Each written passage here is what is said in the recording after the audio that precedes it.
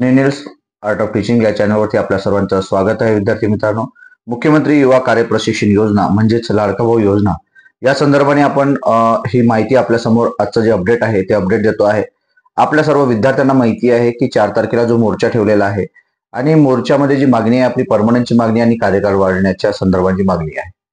आपल्याला माहिती आहे की एवढ्या दिवसापासून आपण निवेदनं दिलेले आहेत, आमदारांना निवेदन दिलेत, नंतर यांनी जे बोललेले शब्द आहेत ते शब्द पाळलेले नाही आहेत आणि शेवटी विद्यार्थ्यांचा जो कार्यकाळ आहे तो संपत आहे आणि या महिन्यामध्येच हा कार्यकाळ संपणार आहे. आणि त्याच संदर्भाने एक मेसेज आपल्या ग्रुपला आलेला आहे, आपल्या सर्व विद्यार्थ्यांच्या ग्रुपला आलेला आहे. म्हणजे महाराष्ट्राच्या 36 जिल्ह्यांच्या ग्रुपवरती किंवा इतर जे तालुक्याचे ग्रुप आहेत, जिल्ह्यांचे ग्रुप आहे, या सर्ववरती मेसेज आलेला आहे की आपली जी मागणी असणार आहे ही रास्त मागणी आहे आणि आपली ही मागणी का अपूर्ण शासनाने करावी या संदर्भात हे माहिती आहे. त्याचा ते सांगतोय तुम्हाला मी की वाचा, विचार करा आणि निर्णय घ्या असा एक मेसेज आलेला आहे. त्यात परमनंट व कायमस्वरूपी देण्याची मागणी सरकारकडे करणे किती प्रमाणात योग्य ठरू शकते याचा ठोस आणि तर्कसंगत जे आधार आहे हे महत्वाचं आपण पाहणार आहोत. बघा, 9 जुलै 2024 ला शासनाने GR काढलेला आहे आणि या GRच्या माध्यमातून 2024 मध्येच आपला मुद्दा क्रमांक 4.5 आस्थापनेला गरज असल्यास त्यांनी प्रशिक्षणार्थींनी तयार असेल तर त्यांनी तिथेच रोजगार देणं, जर आस्थापना तयार असेल तर त्या विद्यार्थ्याला तिथेच रोजगार देणं हा 4.5 चा मुद्दा आहे. त्यानुसार विधानसभा 2024 निवडणुकीपूर्व परमनंटची आश्वासनं देण्यात आलेली आहे. आपल्याला माहिती आहे परमनंटची आश्वासने कोणी कोणी दिली, तर आपल्याला माहिती आहे तत्कालीन उपमुख्यमंत्री देवेंद्रजी फडणवीस, तत्कालीन मुख्यमंत्री एकनाथजी शिंदे आणि तेव्हाचे जे मंत्री होते म्हणजे खात्याचे मंत्री मंगलप्रभात लोढा यांनी सुद्धा त्या ठिकाणी आश्वासनं दिलेले आहेत. आणि आता सुद्धा तेच मंत्री आहेत, त्यांनी सुद्धा आता पुन्हा सुद्धा आश्वासन दिलं आहे. त्यानंतर ते जे त्या ग्रुपला लिंक टाकलेले आहेत त्यांनी कोणत्या कोणत्या ठिकाणी ते बोललेले आहेत, त्यांनी कोणत्या पत्रकार परिषद बोललेले आहे, मुलाखतीत बोललेले आहे, ह्या संपूर्ण लिंक आपल्या ग्रुपला दिलेल्या आहेत विद्यार्थी मित्रांनो. नंतर मंगलप्रभात लोढा यांनी दिलेल्या माहितीनुसार योजनेसाठी 1.10 लाख प्रशिक्षणार्थी नियुक्ती करण्यात आलेली आहे. त्यातील 60,000 विद्यार्थी प्रत्यक्ष रुजू झाले आहेत. मग मंत्र्यांनी जाहीर केल्याप्रमाणे 50% प्रशिक्षणार्थींना तिथेच परमनंट रोजगार देणार. त्यानुसार त्यांना जवळजवळ आपल्या सर्वांना परमनंट करावे लागते. म्हणजे 1,10,000 चे 50% आपण पकडले तर 60% जर पकडले तर विद्यार्थी 50% म्हणजे 55,000 म्हणजे विद्यार्थी होतात.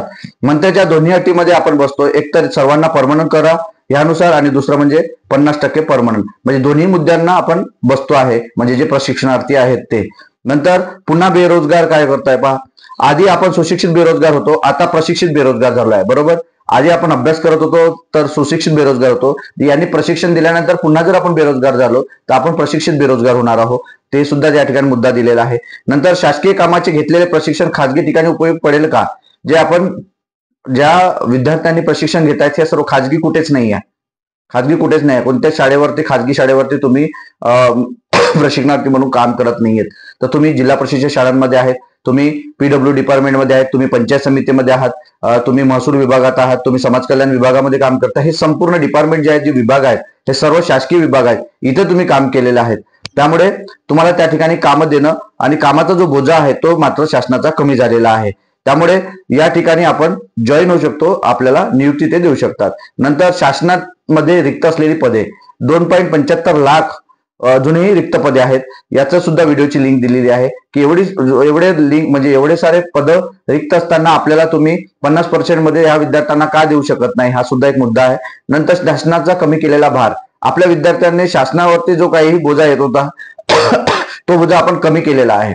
2.75 लाख ज्या रिक्त जागा असल्यामुळे शासनावर वाढलेला भार प्रशिक्षणार्थींनी कमी केला असल्यामुळे त्यांना त्यांच्या कामांना गती मिळाली आहे. ही गती कायम ठेवण्यासाठी, कारण प्रशिक्षणार्थींना फक्त प्रशिक्षण न घेता प्रत्यक्ष काम देखील जबाबदारीपूर्वक काम केलेलं आहे. जे आपले विद्यार्थी प्रशिक्षणार्थी आहेत ते 8 तास काम करत असतात, 10 वाजता जातात, 5 वाजता येतात, नंतर शाळेमध्ये पण शिकवत असतात, ते जे मुख्याध्यापकांनी सांगितलेले कामं करत असतात, पंचायत समितीमध्ये असलेली कामं ते करत असतात, ऑपरेटर म्हणून काम करत असतात, ज्या गोष्टी सांगितल्या त्या करत असतात.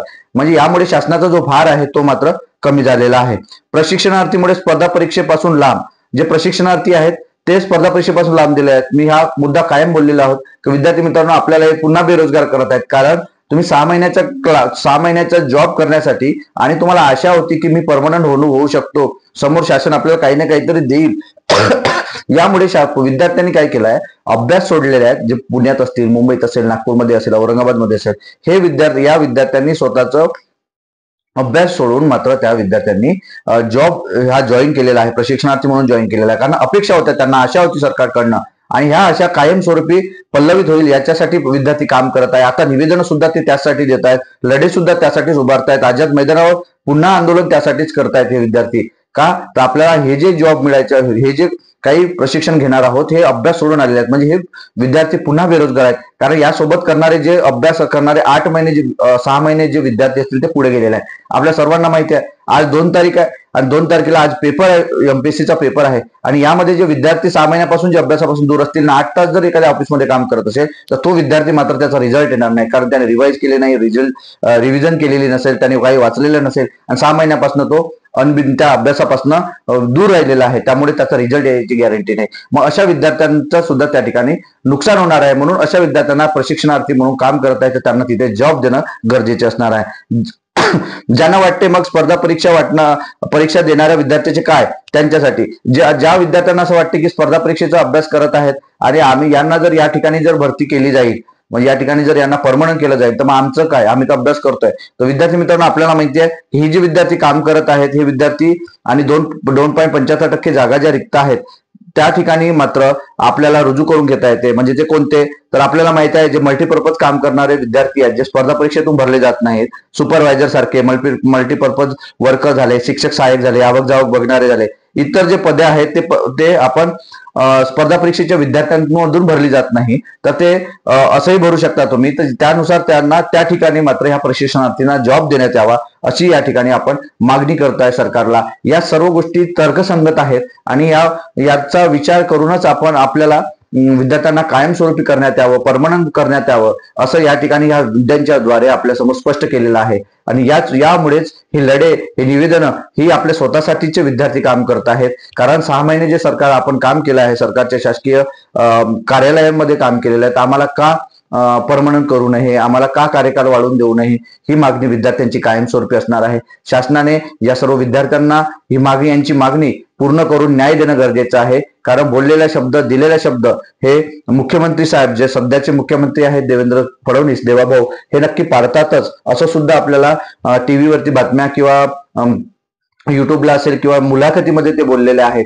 या सर्व गोष्टी जर झाल्यात तर नक्कीच आपल्या विद्यार्थ्यांचा आनंद असणार आहे. याकरिताच विद्यार्थ्यांना हे शेवटची लढाई असणार आहे. कारण 4 तारखेला सर्व विद्यार्थ्यांनी मुंबई इथे येणं गरजेचं आहे आणि त्यानुसारच विद्यार्थ्यांच्या मागण्या, हे विद्यार्थ्यांचा जो काही लोंढा आहे, विद्यार्थ्यांचे जे काही मॉब आहे, विद्यार्थी जे काही असणार आहे 1,10,000, त्यापैकी अर्धे तरी विद्यार्थी त्या ठिकाणी येणं गरजेचं आहे. कारण ही लढाई माझी नाही, तर हरिभाऊ राठोडची नाही, तर इतर युट्यूबर चॅनलची नाही, तर सर्व विद्यार्थ्यांची प्रत्यक्ष लढाई असणार आहे. ज्यामुळे तुम्हाला सर्वांना न्याय मिळणार आहे आणि तुमच्या आयुष्यामधली रोजीरोटी मिळणं हे गरजेचं असणार आहे. त्याकरिता सर्व विद्यार्थ्यांना सांगू इच्छितो की आवर्जून आझाद मैदानावरती येणं गरजेचं आहे. विद्यार्थी मित्रांनो, आपल्याला हा व्हिडिओ कसा वाटला, ही माहिती कशी वाटली, हे कमेंट बॉक्समध्ये कळवा आणि अशाच अपडेट करता माझ्या चॅनलला सबस्क्राईब करा. धन्यवाद.